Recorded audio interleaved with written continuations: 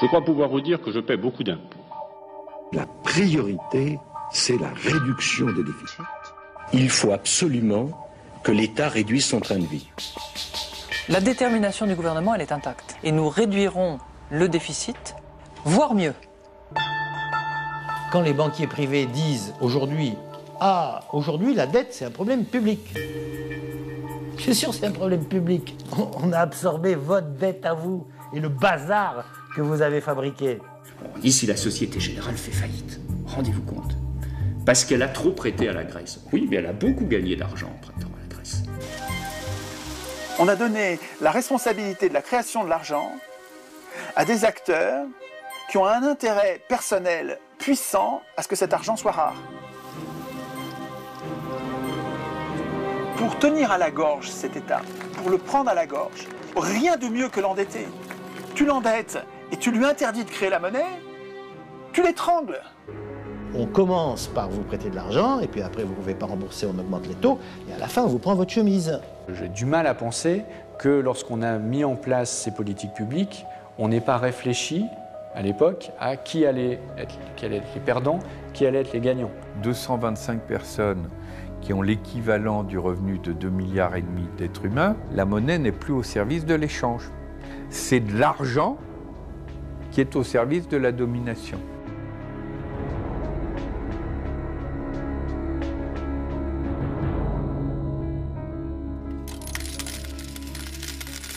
L'argent manque. L'obsession de la dette mine toute politique publique. Il ne s'agit plus de prévoir ni d'organiser, mais d'économiser sou à sou une richesse faite de jetons métalliques, tout droit sortis des banques centrales.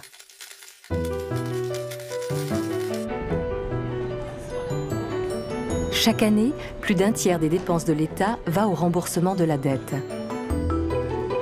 Premier poste budgétaire, le remboursement des intérêts et du capital représente 3 fois le budget consacré à l'enseignement scolaire, 8 fois celui consacré au travail et à l'emploi. Prêter directement aux États, c'est plusieurs centaines de milliards au niveau de l'Europe. Ce qui se passe, c'est qu'il y a trop de monde qui est venu. C'est des simples citoyens. Cette question de la dette qu'ils entendent tous les jours à la télévision les interroge. Il y a un matraquage médiatique et politique sur cette question. Et donc, ils viennent ici pour essayer de comprendre tous ces mécanismes. Je ne vois pas ce qui pourrait m'empêcher de penser que même en situation de crise ultime de l'euro, l'Allemagne n'est pas encore prête à accepter l'intervention massive d'une banque centrale. Je viens ici chercher des informations que je ne trouve pas ou que je ne comprends pas forcément quand ça passe dans les médias. Je veux bien soigner, on va dire, les problèmes au quotidien des personnes pauvres, etc. Mais je veux bien comprendre les causes qui conduisent à ça, quoi. Aujourd'hui, la question de la dette, utilisée par les pouvoirs en place au niveau mondial et en particulier européen, elle sert à la mise en place de politiques d'austérité. Mais pour démontrer cela, il faut qu'on démontre aussi comment a été constituée la dette, de quoi aujourd'hui elle est constituée, et quelles sont les alternatives possibles à ce système-là. Le mécanisme de la dette, il est produit par 2 phénomènes. D'un côté, l'essentiel de la création monétaire devient privé et avec intérêt, alors qu'on avait une création monétaire publique et sans intérêt. Et le deuxième phénomène, ce sont les exonérations d'impôts. Bon. Alors, qu'est-ce qui se passe ? Par exemple, la Cour des comptes a mis en évidence dans un pays comme la France qu'il y avait eu 100 milliards d'exonérations fiscales de toute nature au cours, par exemple, des 10 dernières années. Qui bénéficie de ces exonérations fiscales ? Les catégories les plus riches. Avec ce revenu supplémentaire, elles vont pouvoir prêter, et notamment prêter aux États. Donc elles payent moins d'impôts, elles gagnent une première fois, et avec ce supplément de revenus, elles vont pouvoir prêter notamment aux États, et elles vont recevoir les intérêts de la dette. Donc elles gagnent 2 fois. Les catégories les plus modestes, c'est le contraire, c'est la double peine. Elles ont perdu une première fois parce que moins d'impôts, ça veut dire moins de services publics, moins de transferts sociaux. Elles ont perdu une première fois. Et elles perdent une deuxième fois parce qu'il faut aller payer les intérêts de la dette. comme contribuable, et à ce moment-là, elle paye une deuxième fois. Donc le mécanisme de l'endettement est en fait un mécanisme qui creuse les inégalités. Aux côtés de Attac, le collectif pour l'annulation des dettes du tiers-monde participe aux audits de ces dettes contractées par les pays pauvres aux dépens de leur population. Forte de son expertise, l'ONG attire aujourd'hui l'attention sur les points communs entre dettes du tiers-monde et dettes des pays d'Europe. Le premier point commun, c'est les détenteurs de cette dette. Parce qu'on s'aperçoit de manière générale, de manière globale, que ce sont ces fameux marchés financiers, donc ces banques privées, ces fonds d'investissement, ces compagnies d'assurance, qui possèdent la dette de nos États au nord et la dette des pays du sud. Donc les créanciers sont les mêmes. Et le deuxième point commun qui est absolument frappant aujourd'hui, c'est les mêmes mesures que les gouvernements ont dû appliquer à la lettre sous surveillance du FMI et de la Banque mondiale, c'est-à-dire privatisation, licenciement dans la fonction publique. Donc là, ça nous ramène complètement à la situation qu'on vit actuellement dans les pays du Nord et qui, à chaque fois, est légitimée par cette dette. Donc on n'a pas le choix, cette dette est là, donc il faudrait appliquer ces mesures d'austérité. Donc voilà, il faut s'interroger sur la validité de cette dette, la légitimité. À qui a-t-elle profité? Est-ce qu'elle a profité à la population, à l'intérêt général? Si ça n'a pas été le cas, c'est une dette illégitime qui doit donc être mise en cause, en d'autres termes, qui ne doit pas être payée par la population.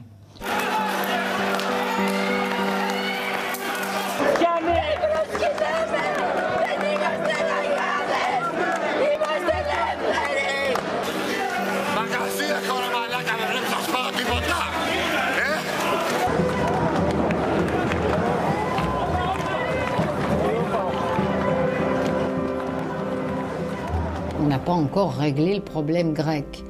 Parce que Mme Merkel voulait que les banquiers privés prennent leur part, parce que la Banque centrale européenne ne voulait pas y mettre la main. Et le problème grec, qui n'est pas au départ un énorme problème par rapport à l'ensemble de la zone euro et a fortiori de l'Union européenne, est devenu un problème politique maintenant. Je pense que la crise grecque a pris cette ampleur, d'une certaine manière, à cause, pas seulement de la BCE, à cause des autorités de l'Union européenne, de la gouvernance de la zone euro.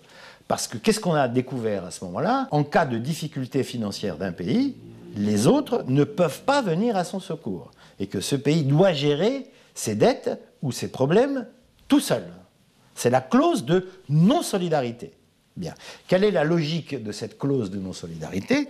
Elle a été largement imposée par l'Allemagne. C'est l'idée qu'il ne faut pas encourager les pays à être dépensiers, donc on inscrit dans la Constitution qu'il n'y aura pas de solidarité à leur égard. Cette interdiction de mettre la Banque centrale au service des États a été inscrite dans le traité de Maastricht signé en 1992. C'est l'article 104. Il est interdit à la BCE et aux banques centrales des États membres d'accorder des découverts ou tout autre type de crédit aux institutions ou organes de la communauté. Un des travers de ce traité, c'est de mettre les dettes publiques dans la main des marchés financiers. C'est de dire, de toute façon, il faudra que vous passiez par les marchés financiers parce que vous ne pouvez pas vous financer autrement. La Banque centrale ne vous achètera pas vos titres. Jamais. La Banque centrale prête aux banques privées à 0% ou 1,5%, qui prête ensuite aux États à 3, 4 ou 20% à la Grèce. C'est un choix politique de dire les États peuvent ou pas emprunter auprès de leur banque centrale, donc peuvent ou pas créer la monnaie. C'est un choix politique. On n'est pas obligé de faire ça, on n'est pas obligé, on fait ce qu'on veut. Pourquoi est-ce qu'on décide que l'État devra emprunter auprès des plus riches, auprès de ceux qui ont de l'argent, et donc leur payer un intérêt quand il aura besoin d'argent? Qui y a intérêt? Pour comprendre un crime, essayez de chercher à qui il profite. Qui a intérêt à l'article 104 de Maastricht? Pas fait ça pour rien. Il y a une idéologie là derrière. Et l'idéologie, c'est que c'est les marchés qui peuvent discipliner les États. C'est-à-dire, sachant que les États devront, pour leur financement, passer par les marchés, et que les marchés ont le gros bâton de dire taux d'intérêt à 18% ou on ne vous finance pas, d'accord? On se dit, ah, ça va discipliner les États. Le taux d'intérêt est la punition. Elle est infligée par les agences de notation qui, à travers leurs notes, montrent leurs préférences. Quand les Grecs proposent un référendum sur la dette en 2011, leur note est baissée. Les licenciements dans la fonction publique ou la privatisation des services publics sont, eux, interprétés comme des signes positifs. Si la dette submerge un État, il doit payer davantage. Il n'y aurait pas d'autre alternative.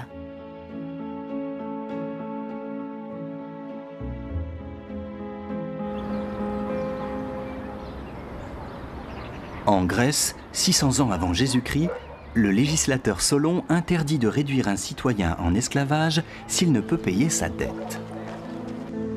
Un acte fondateur des premières démocraties athéniennes.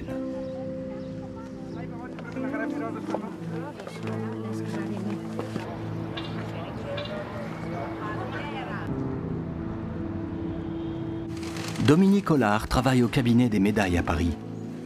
Pour ce spécialiste de l'Antiquité, les crises monétaires sont fréquentes au cours de l'histoire. Mais la situation actuelle est un peu curieuse. La Grèce, en tant que pays, devrait de l'argent à l'Allemagne, à l'Angleterre, à l'Union européenne, au Japon.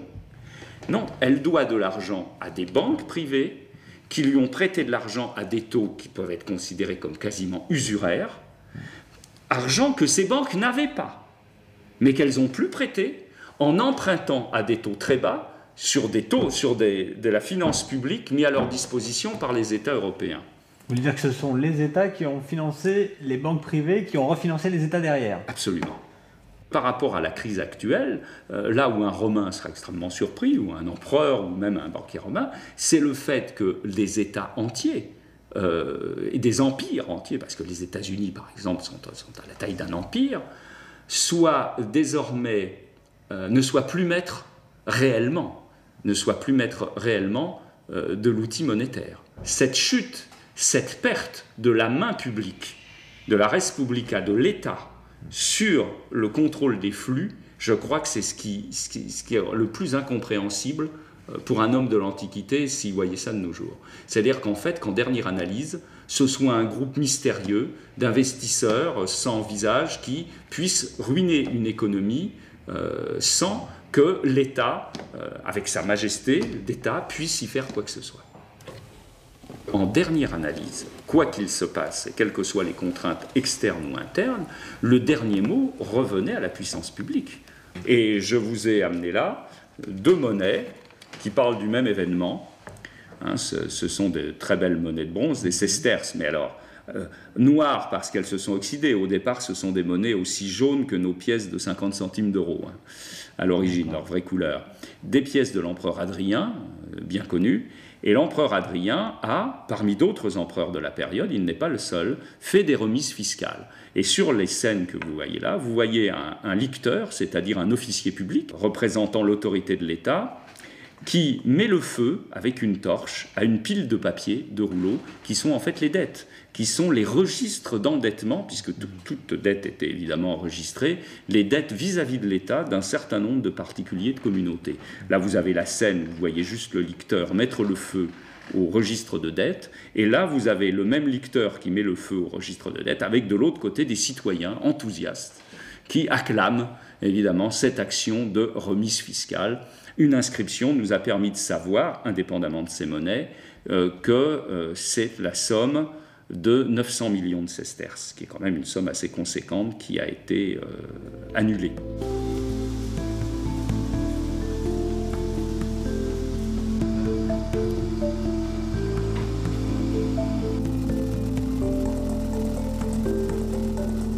Pourquoi les banques centrales sont-elles autonomes? Parce que la grande frayeur de tout le monde, des investisseurs, on connaît la nature humaine, c'est que quand l'État a à sa disposition la planche à billets, il a tendance à la faire fonctionner. C'est très clairement éviter les dérives inflationnistes. La Banque centrale européenne est là pour contrôler que l'euro, comme monnaie, ne glisse pas dans un processus inflationniste. Si, lorsque la Banque centrale se met à émettre beaucoup d'argent, c'est-à-dire qu'il y a beaucoup de liquidités dans le système, ça veut dire qu'à partir de là, les banques peuvent distribuer elles-mêmes et créer elles-mêmes beaucoup de monnaie. Et donc les Allemands disent, si vous créez beaucoup de monnaie, Si la Banque centrale crée beaucoup de monnaie et que ça permet aux banques de distribuer beaucoup de crédits, eh bien, les gens vont se mettre à acheter en veux-tu, en voilà tout style de produits. Et du fait que cette demande va être extrêmement forte, ça va faire monter les prix. Et une fois que vous avez commencé à faire monter les prix, les syndicats vont dire les prix montent et pas mes salaires. Donc il faut que vous augmentiez les salaires. Donc on rentre dans un cercle vicieux d'augmentation immaîtrisée de l'inflation. Et ça, c'est une crainte allemande qui joue beaucoup, hein. Mais qui est complètement irraisonnée aujourd'hui. Parce que compte tenu du faible niveau de croissance qu'il y a aujourd'hui en Europe, il n'y a absolument aucun risque d'inflation.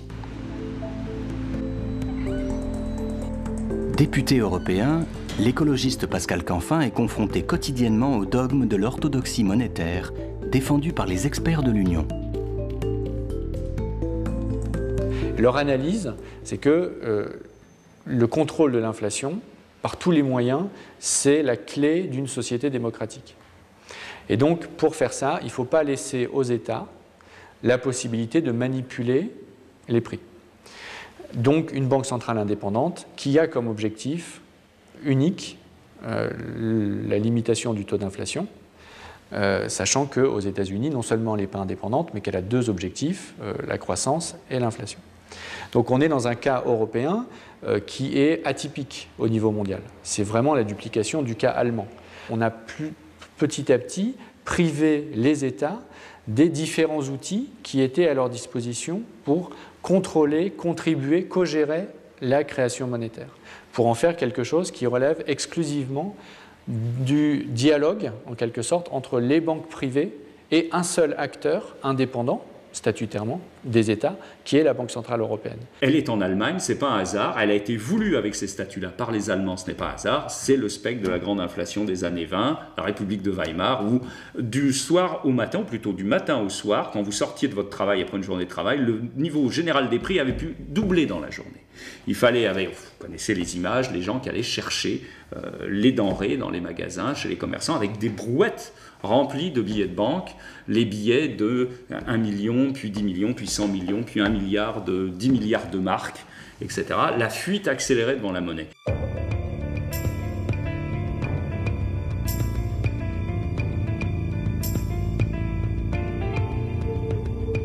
Ça a été un traumatisme là, majeur pour l'Allemagne, parce qu'ils ont lié ça, alors qu'il n'y a pas de lien direct, après, avec la suite de la grande crise, puis la guerre et l'économie de guerre, et du coup, l'orthodoxie budgétaire et l'orthodoxie monétaire, ne pas faire trop de monnaie et ne pas laisser les prix déraper, est une volonté politique absolue de l'Allemagne qu'elle a imposée à tous ses partenaires dans l'euro. Ça a surtout conditionné la façon dont l'Allemagne a voulu gérer cette crise de la dette publique européenne, hein. Elle l'a fait avec ce souvenir, effectivement, de à chaque fois qu'on crée trop de monnaie, ça se finit toujours dans l'inflation. Elle l'a fait aussi avec le souvenir de la façon dont l'Allemagne s'est reconstruite après la Seconde Guerre mondiale, avec ce qu'on appelle l'ordolibéralisme, c'est-à-dire un libéralisme qui doit respecter des règles extrêmement précises. Et une fois qu'on a les règles, on les respecte toujours. Et entre cette crainte du fait que toute intervention de banque centrale va se terminer affreusement dans l'inflation, et de l'autre côté le fait qu'une fois qu'on a une règle, on la respecte scrupuleusement, eh bien ça a conduit l'Allemagne à imposer au reste de l'Europe, et en relais avec Nicolas Sarkozy en France, à dire que, la Banque centrale européenne ne devait pas aider les États au moment de leur crise de dette, et que deux, les États s'étaient engagés lors de la construction de la monnaie unique à maîtriser leur déficit et leur dette publique, et donc la seule façon de s'en sortir quand on a une crise, c'est de faire de la vertu budgétaire généralisée. En 2010, embourbée dans la crise de sa dette, la Grèce perd peu à peu la main sur les décisions politiques. Sommet après sommet, réunion après réunion, elle se retrouve soumise aux diktats financiers imposés par l'Europe. Yet both the government and the Greek people are absolutely determined to change the path for Greece, to make the path one of stability and growth. Only yesterday we took very strong measures, an adjustment package with a majority in Parliament showing the will to move forward. And we are determined to move forward. Thank you.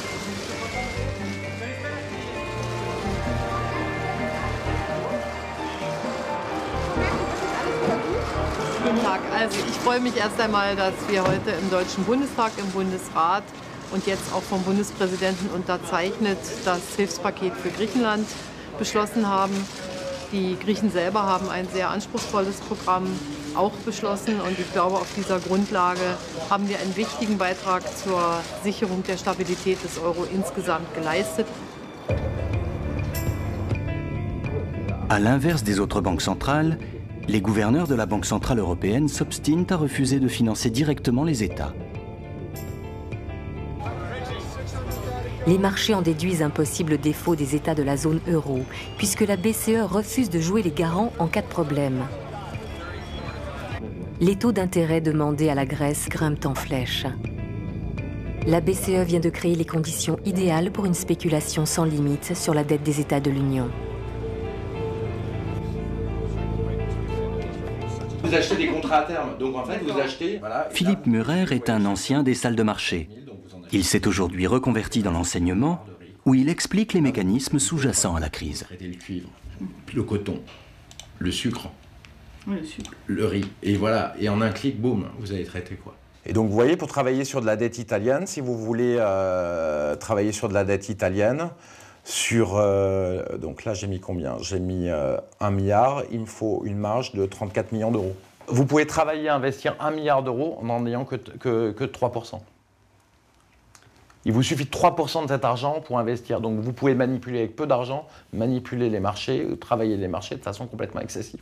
L'État italien n'a pas le droit d'emprunter, mais vous, en tant que spéculateur, si vous travaillez en tant que spéculateur sur la dette italienne, vous avez le droit d'emprunter. Et au bout d'un moment, quand les taux d'intérêt deviennent trop importants, sur l'Italie, on a frôlé le cas grec.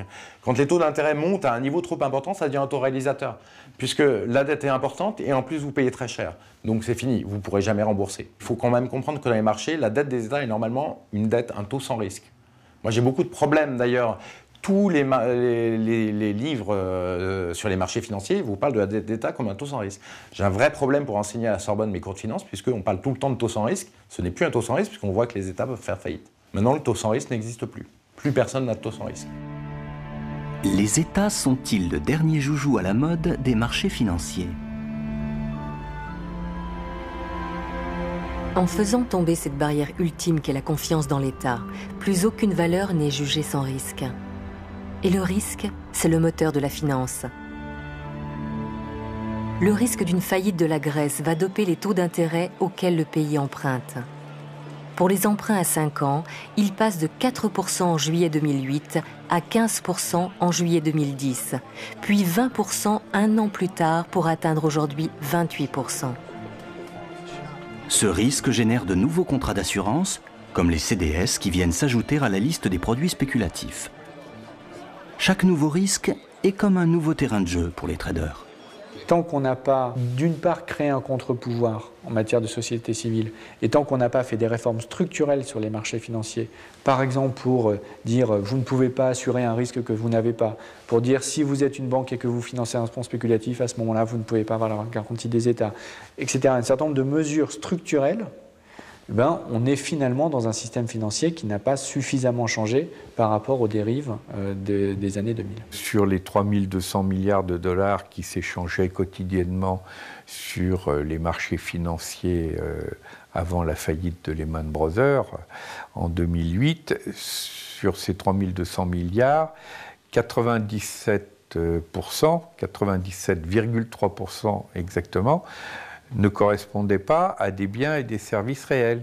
C'était de l'économie spéculative qui tournait sur elle-même. Wall Street, c'est-à-dire New York, a versé à ses traders, managers, etc., 140 milliards de dollars pour une année, pour quelques milliers de personnes, sous forme de bonus, dividendes. C'est la moitié de la dette grecque.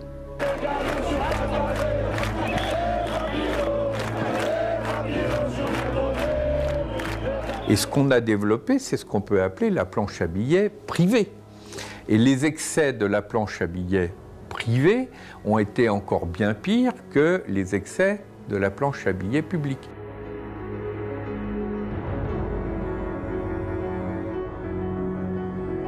On a prêté 500 milliards d'euros aux banques à 1% à 3 ans en décembre, la Banque Centrale Européenne. La Banque Centrale Européenne reprête 500 milliards d'euros aux banques a priori fin février. Et tout ça aurait pu être investi dans des projets rentables pour l'Europe et surtout qui permettent de la croissance et qui permettent aux gens de se sortir du chômage. La planche à billets, en réalité, tourne à plein régime. Depuis le lancement de l'euro, la masse monétaire a augmenté 4 fois plus vite que le PIB de la zone euro. Mais cet argent, même s'il est escorté par les États, n'est plus la monnaie de l'État.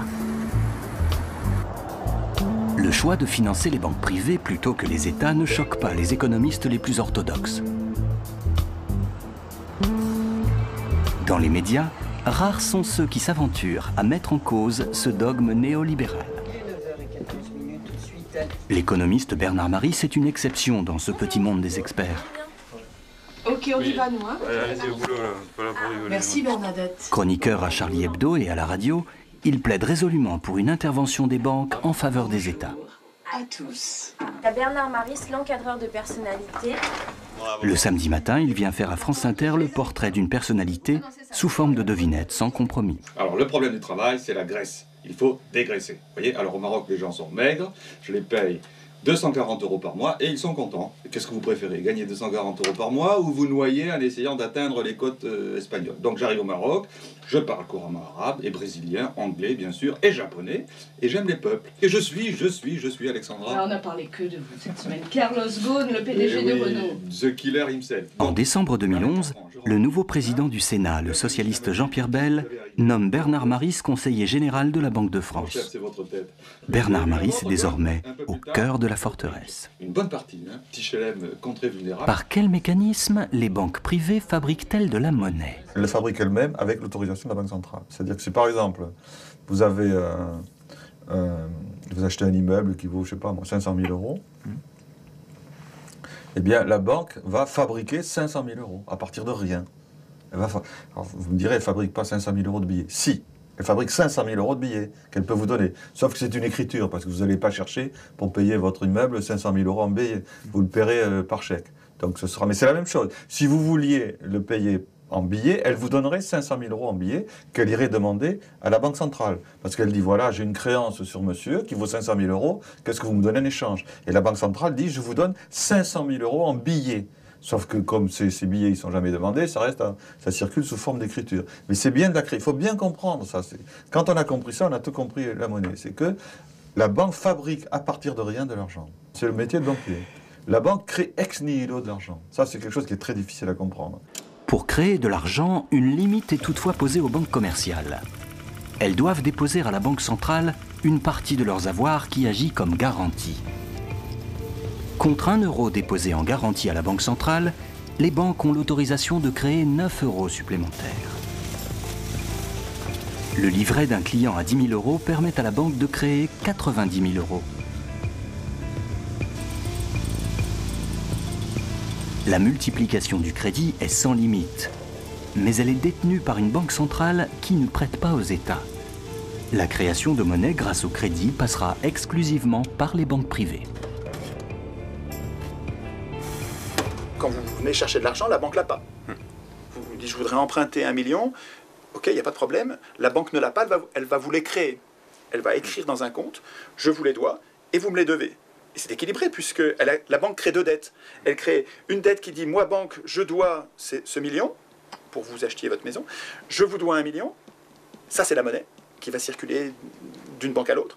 Et de l'autre côté de son bilan, elle écrit, et vous me les devez. Voilà, c'est ça la création. C'est aussi simple que ça. La banque, quand vous venez la voir, n'a pas la monnaie, et elle crée 2 dettes, la sienne tout de suite et la vôtre plus tard. C'est ça la monnaie. Et quand vous remboursez cette monnaie, à chaque fois que vous remboursez, les 2 dettes disparaissent, et à la fin du remboursement, la monnaie a disparu. C'est enfantin. Face à la crise de la dette, le débat public s'intéresse de plus en plus au rôle que les banques centrales pourraient tenir dans le financement des États. Dans ces salons du quartier de l'Opéra, la Banque de France organise un colloque autour de cette question extrêmement sensible qui a toujours divisé les économistes.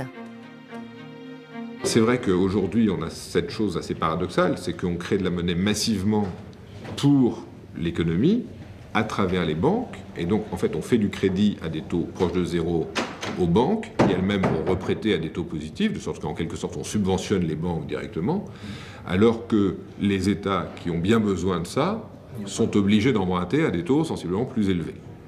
Et ce paradoxe-là n'est pas résolu. Et très clairement, on pourrait imaginer que les banques puissent être contraintes, par exemple, à prêter aux États dans des proportions de ce qu'elles font à l'échelle de l'ensemble de l'économie. L'intervention des banques centrales en faveur des États est interdite par les traités européens. Alors, le retour à une monnaie nationale sous l'égide de la Banque de France remettrait-elle la création monétaire dans la main de l'État ? En réalité, depuis sa création, la Banque de France n'a cessé de lutter pour son indépendance. Les premiers faits remontent à 1799. 3 mois après le coup d'État du général Bonaparte, un groupe d'hommes d'affaires français mené par le banquier suisse Jean-Frédéric Pergaud demande à voir l'empereur. Il sollicite l'autorisation de créer une banque d'envergure nationale. C'est une date, vous savez, le 6 février 1800. C'est la date pratiquement de la création de la Banque de France.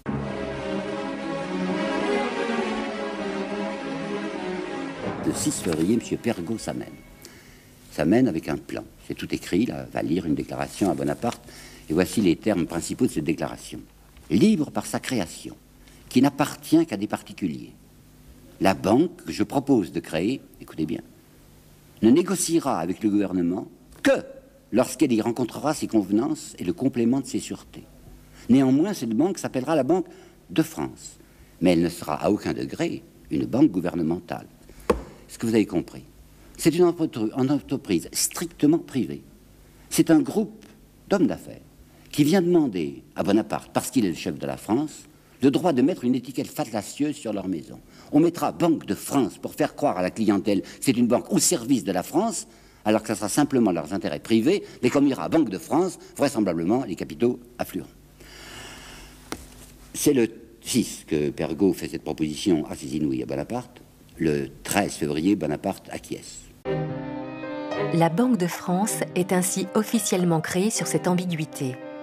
Public ou privé, le mélange des genres est consommé. Au XIXe siècle, le principe c'était que la Banque de France était indépendante, mais elle avait des missions de service public qui lui étaient en quelque sorte confiées et qui se traduisaient par le fait que le gouverneur était nommé par l'État. Mais les décisions étaient prises par des banquiers privés qui siégeaient à ce qui était le conseil d'administration de la banque, qui se réunissaient toutes les semaines et qui prenaient toutes les décisions importantes. Donc la banque était indépendante et elle ne prêtait pas d'argent à l'État, etc. En 1914, il y a un choc majeur, c'est qu'il y a une guerre, on est sur le point de perdre la guerre, et face à cette situation majeure, la Banque de France se met à prêter, pas directement à l'État, mais en fait de plus en plus directement à l'État, et elle prête des quantités très très importantes. Et à la fin de la guerre, elle va continuer à payer pour la reconstruction, etc., de sorte qu'on va avoir en 10 ans, 1914-1924 à peu près, multiplié par 10 la circulation monétaire de la Banque de France, les prix ont été multipliés par 5, et les rentiers qui étaient l'assise de la société bourgeoise de la fin du XIXe siècle sont tous ruinés. Pour la banque, c'en est trop. D'autant que le gouvernement Herriot du cartel des gauches a l'intention de combler le déficit qui perdure en augmentant les impôts. La Banque de France cherche à stabiliser la monnaie. Le gouvernement est d'accord avec cette politique, mais considère que la manière de le faire, c'est d'augmenter fortement les impôts pour que le budget soit équilibré et que par conséquent, il n'y ait plus besoin d'emprunter à la Banque de France. Ce qui est complètement raisonnable. Le problème, c'est de savoir quels impôts on augmente. Évidemment, les régents de la Banque de France n'ont pas les mêmes idées sur les impôts qu'il faut augmenter que le gouvernement de gauche. Et surtout, ils menacent de faire encore plus grave que d'augmenter les impôts sur le revenu, ils menacent de taxer le capital. Et ils menacent de taxer le capital à des taux qui sont beaucoup plus élevés que ceux de l'impôt sur la fortune aujourd'hui, parce qu'ils pensent qu'en gros, il faut prendre une partie du capital, pas juste taxer les revenus du capital implicitement. Il faut prendre une partie du capital, et puis après, ce sera fini. Et ça, c'est absolument hors de question pour les détenteurs du capital qui disent « mais non, il faut augmenter la TVA, parce que la TVA, tout le monde la paye, mais ce sera presque rien pour chacun, et donc ce sera fini. » On connaît, c'est les mêmes questions, hein, toujours. Le milieu des affaires et de la finance organise la riposte. Les bons du Trésor, qui alimentent le budget de l'État, sont victimes d'un boycott. Herriot dira qu'il s'est heurté au mur de l'argent. Le gouvernement Herriot, il est piégé parce que la dette à court terme, la dette flottante, est tellement importante que le simple fait que les gens cessent de renouveler la dette flottante suffit à mettre le gouvernement au bord de la faillite. Et comme il est au bord de la faillite, il est obligé d'aller voir la Banque de France. Et la Banque de France lui dit « Vous voyez que vous ne pouvez pas vous passer de nous ». Et à ce moment-là, politiquement, il est fini, il se casse la figure et le gouvernement change. Pour le Front populaire, arrivé au pouvoir en 1936, le statut privé de la Banque de France est incompatible avec l'intérêt général. La loi du 24 juillet 1936 en modifie les statuts. Les administrateurs de la banque ne seront plus nommés par les actionnaires privés, mais par le gouvernement.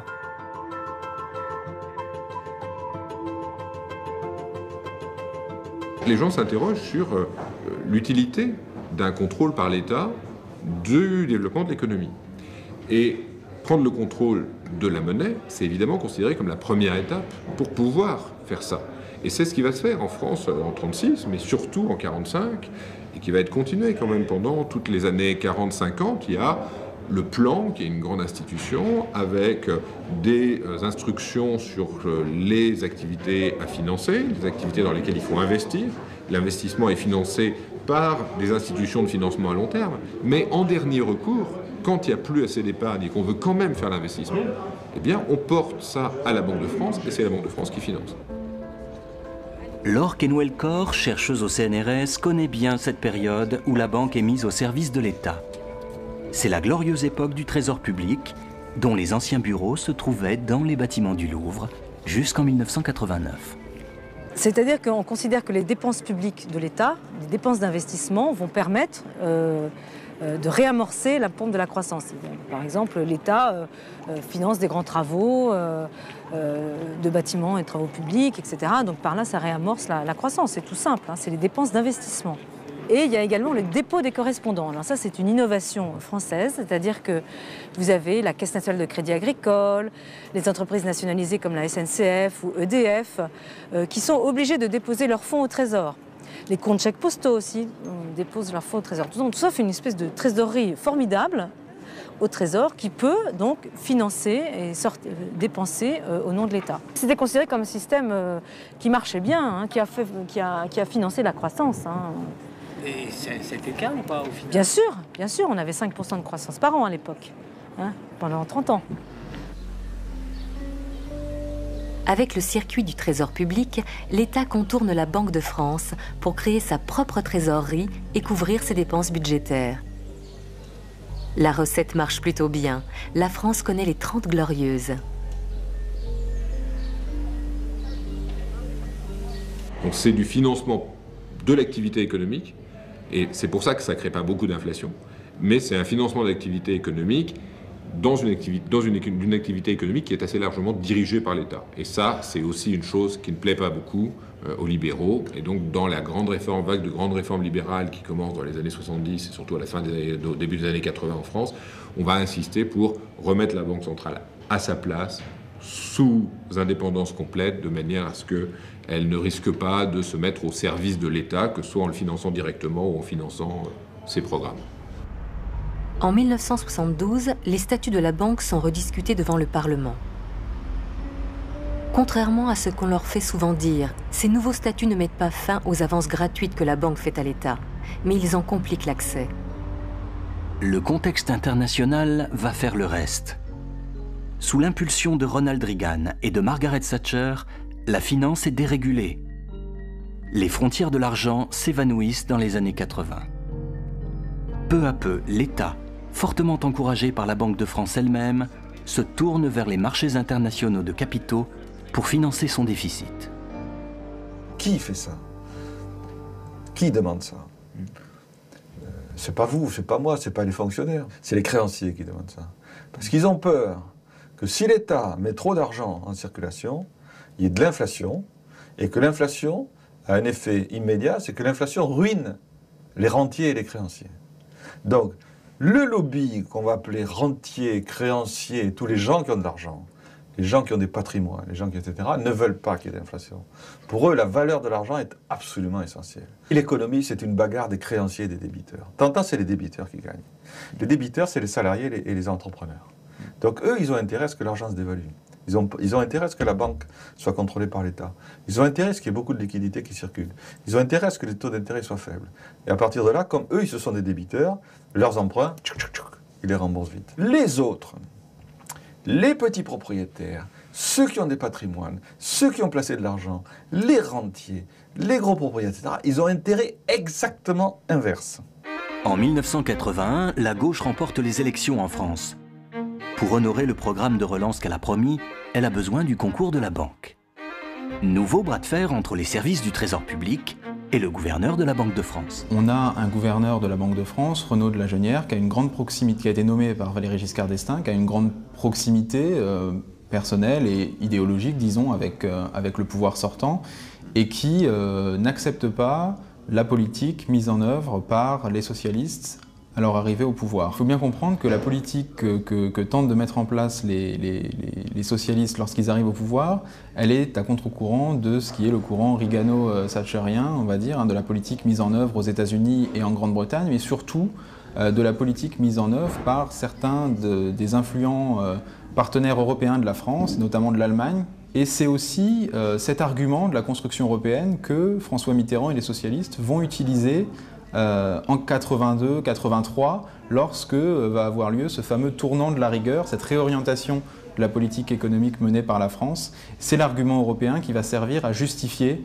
ce que certains ont pu percevoir comme un revirement, voire comme un reniement.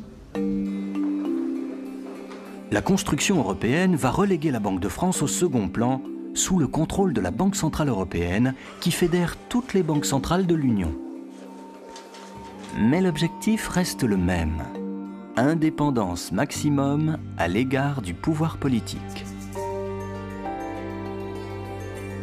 En quelque sorte, il y avait l'idée qu'il fallait sortir les États du jeu, sortir la puissance publique du jeu, en faisant une banque centrale indépendante d'un côté, des banques privées, de fait, indépendantes des États de l'autre.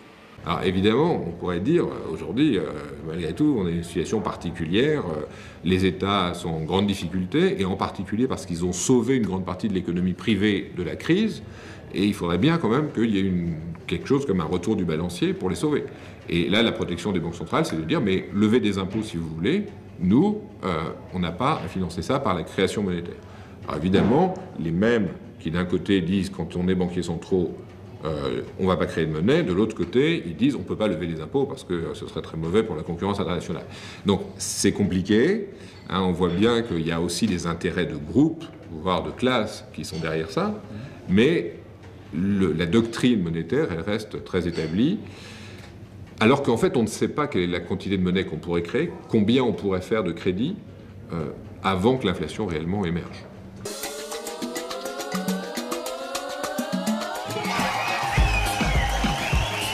Prêter aux États est un mécanisme dans lequel la BCE refuse d'entrer, de peur d'y laisser sa monnaie. L'argent ne doit pas perdre de sa valeur, autrement dit, pas d'inflation. Toute sa politique monétaire tient dans ce concept. Sauf qu'aujourd'hui, ils sont un peu pris à leur propre piège parce que finalement, l'inflation telle qu'elle est définie dans le mandat de la BCE, c'est l'inflation des prix à la consommation, c'est-à-dire les prix des biens qu'on achète tous les jours. Il y a des autres prix qui sont le prix des actifs, c'est-à-dire non pas le flux, les biens qu'on consomme, mais le stock de patrimoine, et donc essentiellement les actifs financiers et les actifs immobiliers. Et quand on regarde, depuis qu'on a l'euro, l'évolution du prix de ces actifs financiers et l'évolution du prix de l'immobilier, on a une explosion de l'inflation. La grande majorité de la création monétaire s'est faite pour alimenter des marchés immobiliers et des marchés financiers qui ont généré énormément d'inflation. La bourse devrait s'effondrer et elle ne s'effondre pas. Pourquoi? Parce que les milliers de milliards, vous les mettez là, dans ce monde de riches, où vous poussez les prix à la hausse, parce que vous injectez du pouvoir d'achat, vous êtes en train, avec le même argent, notre argent à nous, qui nous sert, qui est si précieux, qui devrait garder de la valeur, vous êtes en train de l'injecter dans des marchés financiers pour maintenir en survie, en respiration artificielle, des cours de bourse qui devraient s'effondrer, des richesses de banquiers qui devraient s'effondrer, ces gens-là devraient être ruinés, vous leur donnez de l'argent, l'inflation, vous la voyez là, c'est l'inflation des actifs. En réalité, l'indépendance de la BCE n'a pas empêché l'inflation des produits convoités par les banques et les marchés, sur lesquels ils investissent massivement leur pouvoir de création monétaire.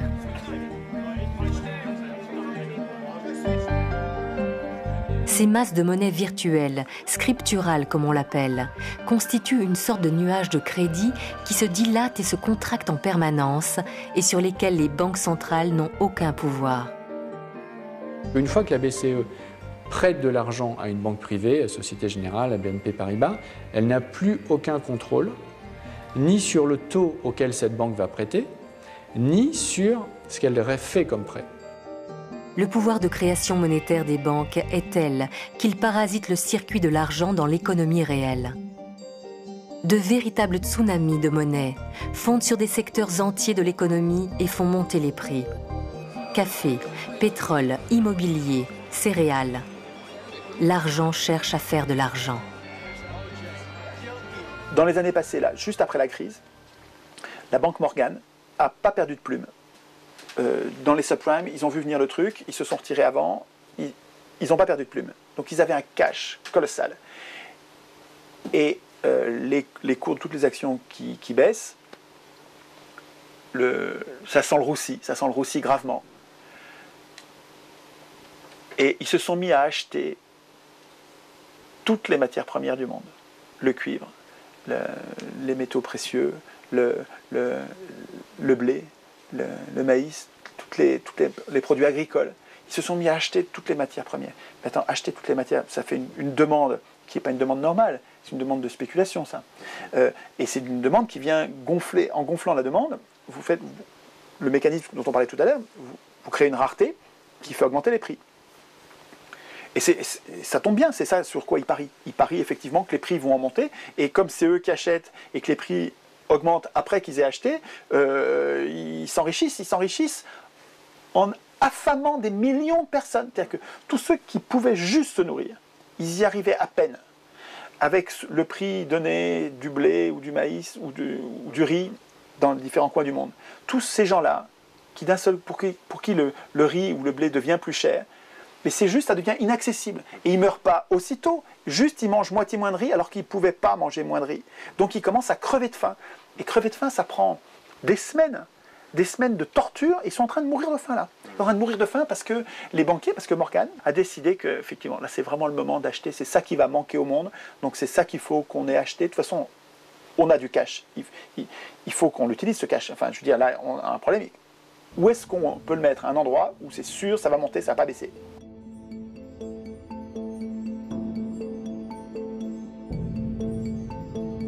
Comment sortir de ce piège dans lequel l'argent nous enferme? La question n'est pas nouvelle. Après la crise de 29, le député Jacques Duboin s'étonne de ces crises à répétition dans un monde où progrès techniques et scientifiques rendent l'abondance possible. Sa fille Marie-Louise Duboin a conservé toutes ses archives. Elle écrit et continue de militer pour que l'argent redevienne un bien commun. Ce qu'on appelle la crise. Et ça date de 1933. Dans son essai « Coule ahuri, la misère dans l'abondance », Jacques Duboin a dressé le portrait d'une France plongée dans une crise paradoxale.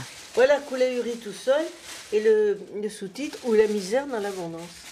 Coup débarque en France avec l'ordre, la mission que lui a confiée son père d'aller voir quel cataclysme s'est abattu sur la France pour que tout d'un coup il y ait tellement de chômeurs, des gens qui n'ont rien à manger. Est-ce que les champs ont été détruits? Est-ce qu'il n'y a plus de vaches? Il n'y a plus de blé? Qu'est-ce qu'il y a? Alors coup il débarque, il va voir les gens, il voit une France merveilleuse, des champs verts, des prés, il questionne les gens, il voit justement, entre autres dans l'histoire, il voit un paysan, il lui dit « Alors, comment ça va ?»« Bof, mal, dit le paysan. »« Pourquoi ? Vous avez pas... »« Oh, mais au contraire, on a produit beaucoup trop, on a beaucoup trop de blé. » Alors qu'il dit « Si vous avez du blé, c'est formidable, vous allez pouvoir faire du pain, vous allez nous... Oh, ahuri, lui, il traite d'ahuri. Bien sûr que non, si j'ai trop de blé, il va pas se vendre, moi j'aurai rien. » Donc il faut détruire du blé pour que j'ai de l'argent. Dans son livre « La grande révolution qui vient », Jacques Duboin écrivait « Au prix d'efforts surhumains, les hommes ont réussi à obliger l'énergie qui dort dans la nature à faire naître l'abondance. Et ils n'ont rien eu de plus pressé que de lui déclarer la guerre afin de ressusciter cette bienfaisante rareté qui permet de gagner de l'argent. Comment peut-il y avoir surproduction alors que des milliers de familles continuent de manquer du nécessaire ? L'argent, tel qu'il est aujourd'hui créé par les banques, est-il encore le meilleur moyen de répartir les richesses de nos sociétés? Ces considérations n'ont rien perdu de leur actualité. Pour Marie-Louise Duboin, notre système de création monétaire n'est pas adapté aux besoins de nos sociétés. La banque a un raisonnement, un objectif, des critères, le rendement que ça rapporte. Que ce soit une collectivité locale, un individu ou maintenant un État, mais ce n'est pas son problème. Son seul problème, c'est que si elle crée de l'argent, j'allais dire si elle prête, parce que le mot est un peu ambigu, si elle crée de l'argent pour un client, c'est pour que ça lui rapporte. Si vous venez dire, je veux créer, oh, je vois dans mon entourage des gens qui sont seuls, il faudrait un bâtiment bien fait, avec de l'air autour, du personnel un peu compétent, qui sache les aider. Alors peut-être qu'avec le temps, je pourrais vous rembourser, mais pas très vite. Et puis les intérêts, faudrait pas... Alors le banquier dit, arrêtez, ça m'intéresse pas. Qui décide de ce qu'on va faire? Mais ce sont les investisseurs, ce sont les gens qui ont l'argent et qui vont décider où ils le mettent. Et ils ne le mettent pas en fonction des besoins. Si demain on fait du bio, on n'en fait pas. Si demain on fait, je sais pas moi, des énergies renouvelables ou pas, c'est uniquement si la banque a décidé que c'était rentable.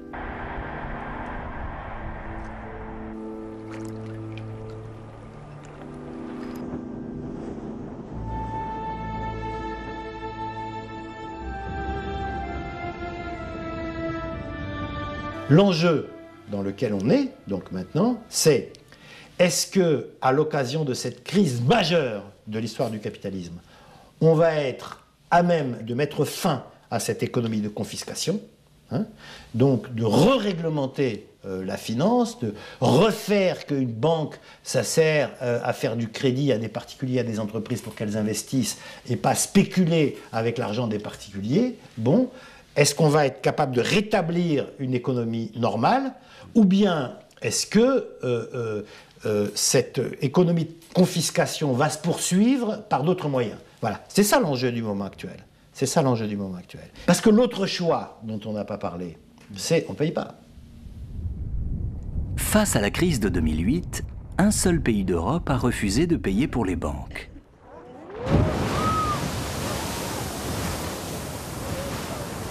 L'Islande.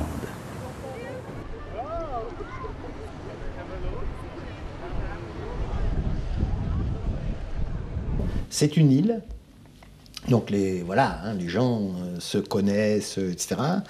Ils partagent des histoires ensemble, ils sont là l'hiver, ensemble, pas seulement l'été, quand les touristes viennent les voir, et c'est petit, bien.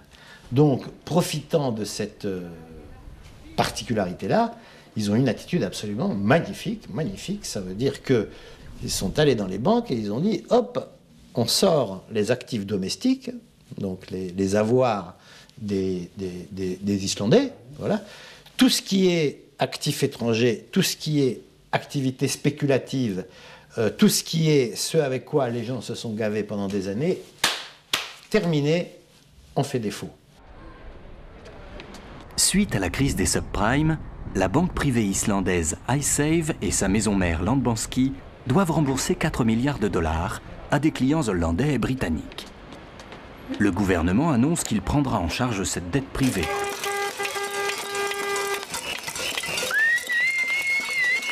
Face à cet engagement qui menace de plonger le pays dans la récession, la population s'indigne et encercle le Parlement nuit et jour pendant des semaines.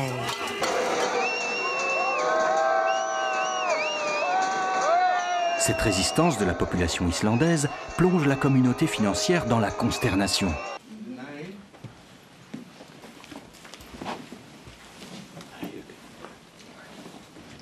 on prédit à l'Islande la sanction des marchés et la récession si elle s'obstine à ne pas payer. L'affaire iSafe tombe plutôt mal, alors même que le pays est en train de remettre officiellement sa demande d'adhésion à l'Union. La Commission est en train de préparer son opinion sur la demande d'adhésion de l'Islande. Et dans ce contexte, des questions comme par exemple le cas iSafe, mais aussi toutes les questions relatives au contrôle des capitaux seront analysées de très près. La pression exercée était « on ne peut pas vous garantir que vous rentrerez, mais si vous ne commencez pas par payer, les négociations vont vraiment mal se passer ». Les Anglais ont utilisé une loi antiterroriste qui a été émise après 2001 et qui devait être utilisée uniquement contre Ben Laden ou la Corée du Nord. Et elle a été utilisée contre une banque islandaise, sachant que les liens historiques d'amitié, de culture, d'histoire entre l'Islande et l'Angleterre. L'Islande, c'est le pays des Vikings. Ils ont occupé l'Angleterre 36 fois. Il y a des dynasties entières anglaises qui ont des origines vikings.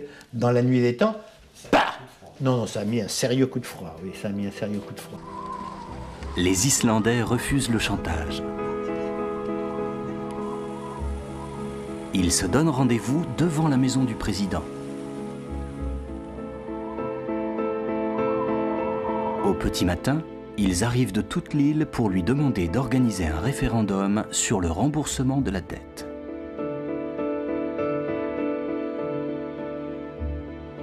Ils apportent au président une pétition signée par un quart de la population.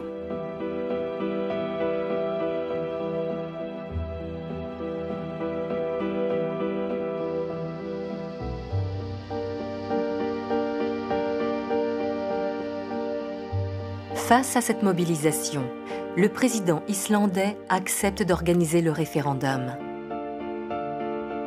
Le 6 mars 2010, les Islandais votent à 93% contre un remboursement de la dette privée avec de l'argent public.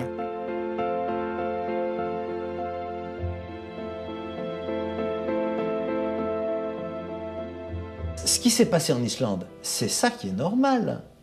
C'était une dette privée de banquiers privés vis-à-vis de banques privées. On ne peut pas payer, on fait faillite. Et donc celui qui a prêté indûment subit. Je veux dire, la situation dans laquelle on met l'État responsable d'une dette privée est totalement anormale. L'enfer prédit aux Islandais ne se révèle pas si terrible. Au bout de 2 ans, le pays renoue avec la croissance. Un rétablissement plutôt rapide. Comme les choses vont mieux, une partie des actifs se valorise et reprennent de la valeur. Donc ce qui était totalement impensable à un moment, payer ces 4 milliards, le devient maintenant parce que les choses allant mieux, les actifs de Landbanski prennent de la valeur et donc ils peuvent imaginer payer 4 milliards et éviter une crise majeure.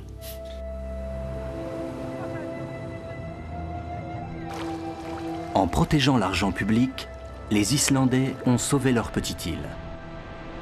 Cette expérience, peu commentée dans les médias, a débouché sur le projet d'une nouvelle constitution qui protégerait l'État des dérives de la finance.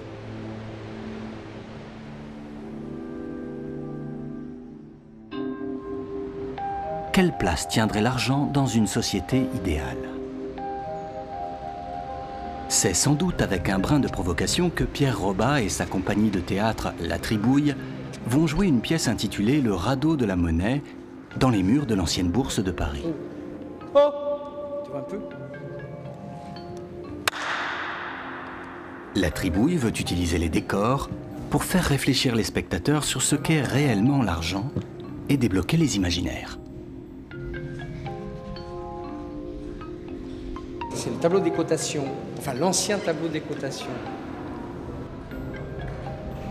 Ce qui est marrant d'imaginer, c'est que des gens ici ont paniqué et ont été à un moment donné dans des moments d'euphorie totale, en regardant des chiffres et en regardant des noms de sociétés.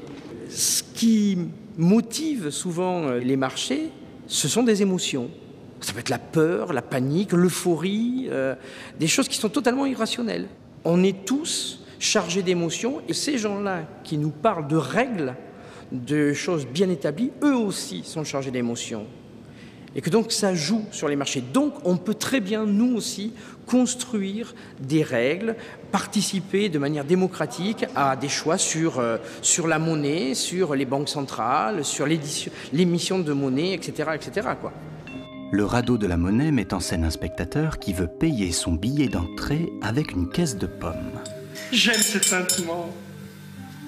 Ça teinte comme un appel. Hop là.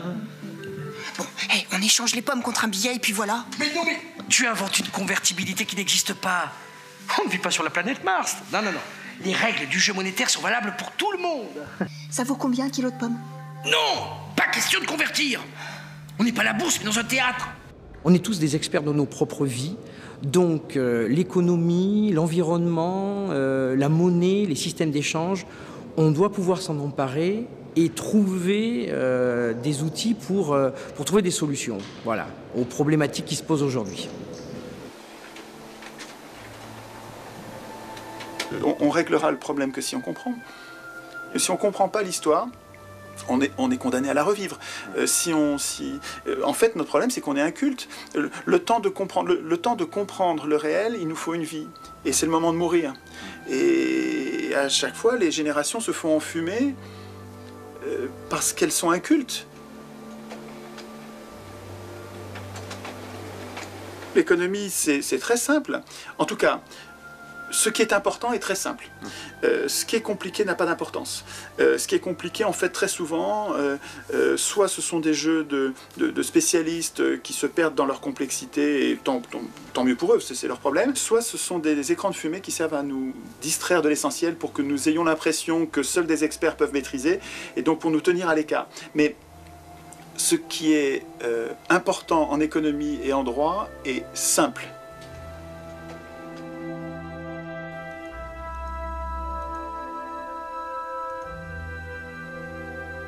Que les deux grands fondamentaux sans lesquels il n'y aurait pas d'économie possible, c'est d'une part la nature et d'autre part les humains. C'est la loi de la palisse. Si il n'y a plus d'écosystème vivable, il n'y a pas d'économie, et s'il n'y a plus d'humains, il n'y a pas d'économie non plus. Donc quand on parle des fameux fondamentaux économiques, on devrait dire il n'y a de fondamentaux économiques que pour autant qu'il y a d'abord une préservation des fondamentaux écologiques du côté de la préservation de nos écosystèmes naturels et les fondamentaux humains, anthropologiques, sans lesquels il n'y a pas d'économie possible. Donc la monnaie qui n'est qu'un symbole n'a de sens que si elle garde un lien avec cette réalité qu'elle veut exprimer. Si la monnaie n'a plus aucun lien, ou si ce lien est complètement déformé, non seulement elle ne préserve pas ses fondamentaux écologiques et humains, mais elle a même tendance à les détruire. Le système s'est tellement appuyé sur les banques, a tellement remis les décisions essentielles dont je parlais tout à l'heure, dans la création monétaire, pour développer une branche ou une autre. Ils ont tellement remis ça aux banques qu'ils se disent, aujourd'hui, si les banques pouvaient plus, mais qu'est-ce qu'on ferait? Il faudrait qu'on décide nous-mêmes. Il faudrait qu'on prenne nos responsabilités.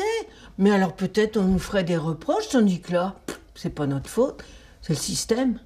Là, on peut pas nier aujourd'hui que c'est un échec total. Enfin, je veux dire, le système financier dans lequel on est un échec total, sauf pour quelques-uns. Alors, est-ce qu'un système qui privilégie quelques-uns et laisse sur le bord de la route de plus en plus de gens est une réussite? Moi, je dis que c'est un grave problème pour nos sociétés. Certains trouvent qu'il suffit d'aménager simplement un peu la chose et puis ça ira un peu mieux, quoi.